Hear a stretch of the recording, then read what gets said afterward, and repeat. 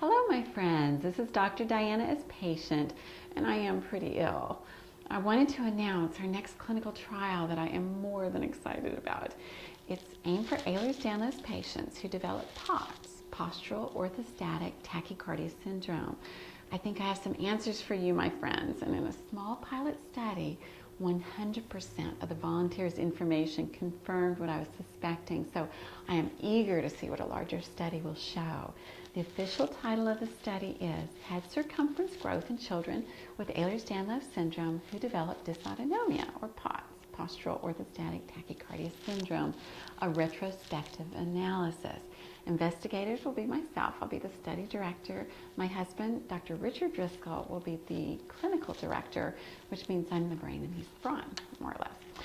But I suspect that we as patients are not draining the cerebral spinal fluid and maybe the venous blood from our heads properly, and I think it may be from birth. So I think I know why too, but we'll save it for the next study. Anyway, if it's true, we should see a large increase in head circumference in us as patients in the first 15 to 16 months of life.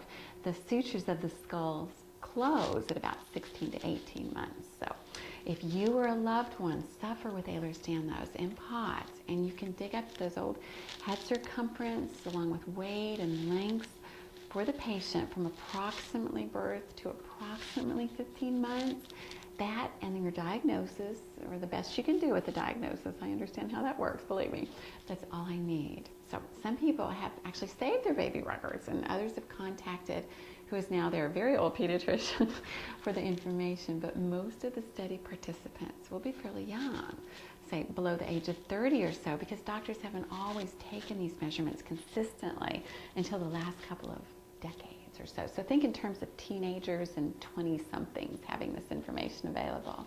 You can send the information directly to me, the study director, at my email address, drdiana@prettyill.com.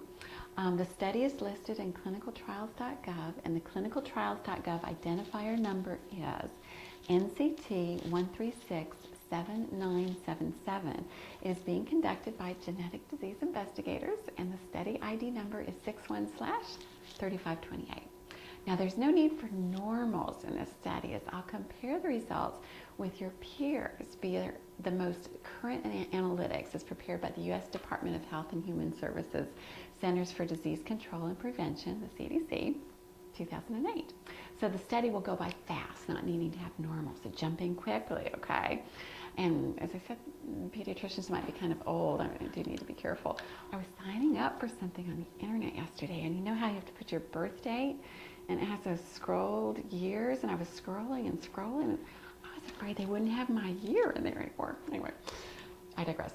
Please join us for the study as we're getting some answers, and after 7 years of researching and suffering with this dang condition and watching my 2 kids become symptomatic, I am pumped. So thank you for joining in the study if you can.